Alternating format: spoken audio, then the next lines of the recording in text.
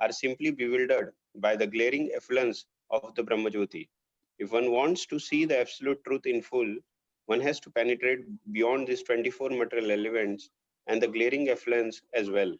Sri Ishopanishad points towards this direction, praying for the removal of the Hiranmaya Patra, the dazzling covering of the Lord. Unless this covering is removed, so one can perceive the real face of the personality of Godhead, the factual realization of uh, absolute truth can never be achieved. Okay. So what are these 24 material elements? Do you know? Like this 5 gross element. Yes. Earth, water, fire, air, ether. Then the working senses. Yes. Then knowledge senses. Yes. Mind, intelligence, ego, the subtle senses. Mind, intelligence, ego are not senses. False ego. The subtle body.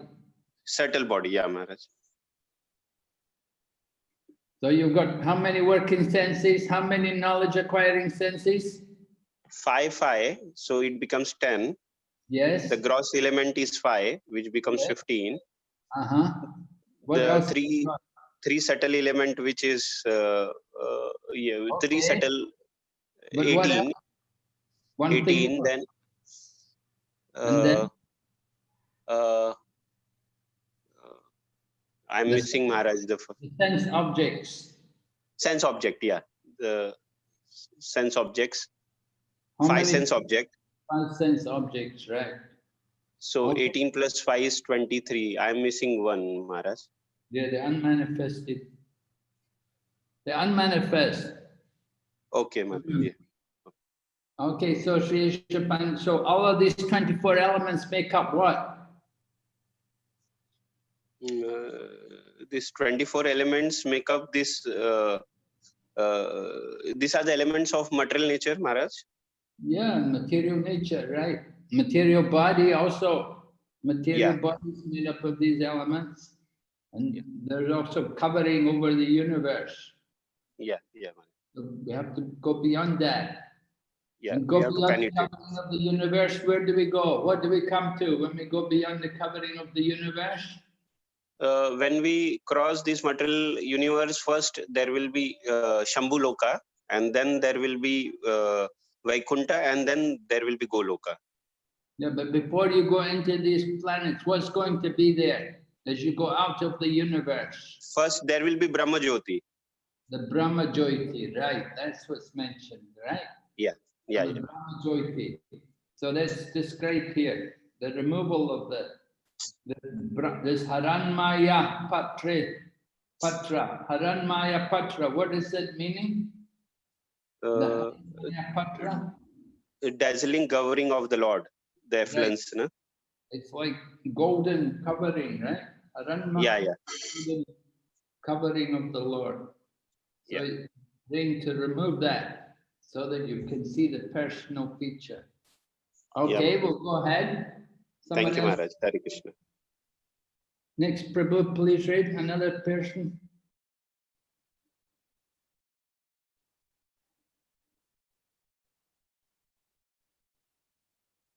Hare Krishna Maharaj.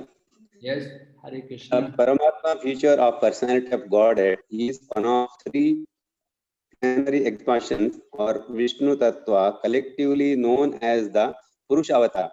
One of these Vishnu Tattvas, who is within the universe, is known as Kshirodaka Sai Vishnu. He is the Vishnu among the 3 principal deity, Brahma, Vishnu, Shiva. And he is the all-pervading Paramatma in each and every individual living entity. The second Vishnu Tattva within the universe is Garbhodakashayi Vishnu, the collective supersoul of all living entities. Beyond these 2 in Kshirodakashayi Vishnu, who lies in the causal ocean, he is the creator.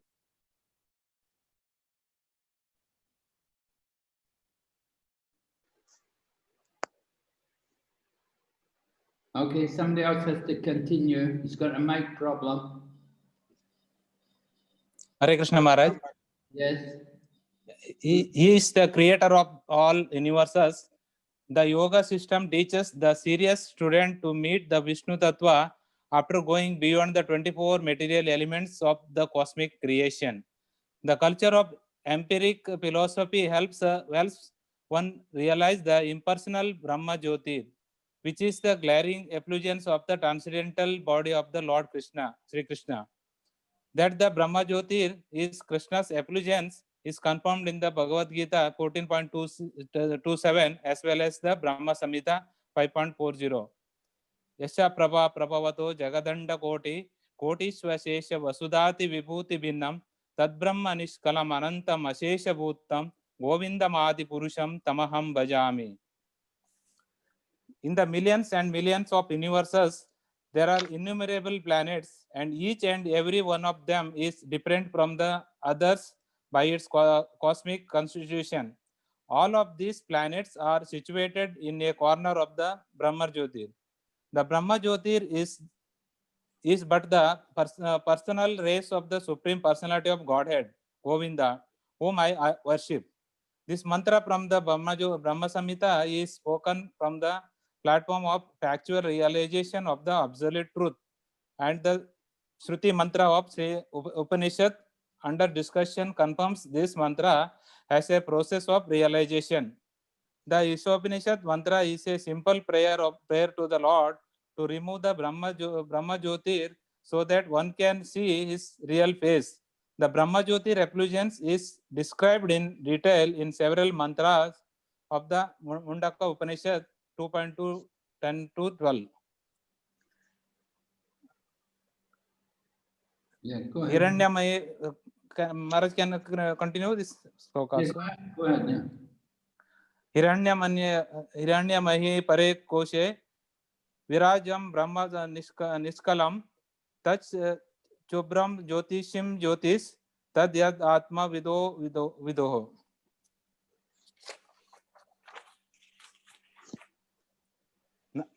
ना तत्र सूर्यो. There is no need of sunshine, moonshine, fire or electricity for illumination. Indeed, whatever illumination appears in the material world is only a reflection of that supreme illumination.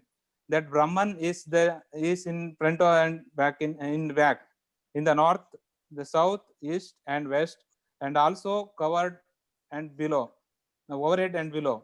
In other words, that supreme Brahman effulgence spreads throughout both the material and spiritual skies. Hare Krishna Maharaj. Thank you. So Prabhupada is giving us this reference here from the Mundaka Upanishad.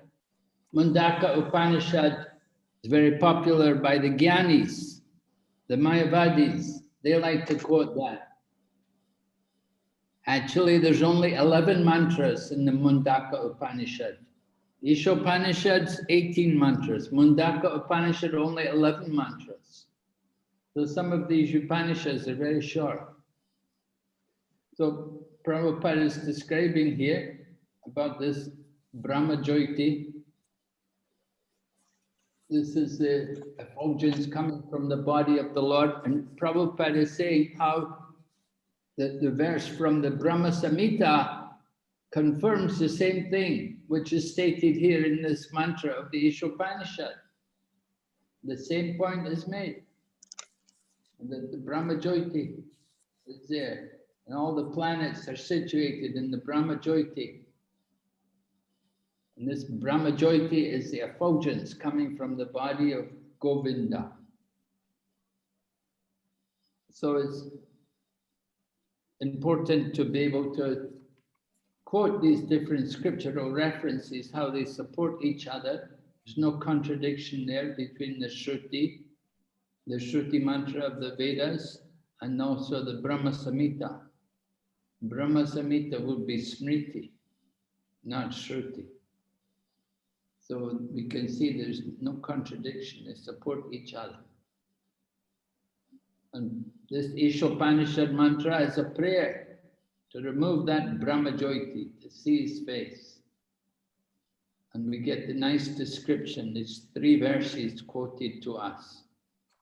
So you can see why the Gyanis would like, those Gyanis, Mayavadis, they would like very much this Mundaka Upanishad because it glorifies the Brahman. You see, described there. The Brahman, the supreme light. So they would like all this. They were giving great importance to the light, you see, the oneness. They found that just the light. Everything is just light. Someone told me, I know God, I know Krishna cannot be God. Shiva is God. Shiva is light. I said, Krishna cannot be God. He takes birth. So difficult for people, or conditioned souls have difficulty to understand Lord Krishna. But if they get the association of devotees, then they can understand. So Brahman everywhere. And people are thinking everything comes from the Brahman, and Krishna also comes from the Brahman. That's what they think. We'll go ahead. Marriages can read. Some Maharaji, please read.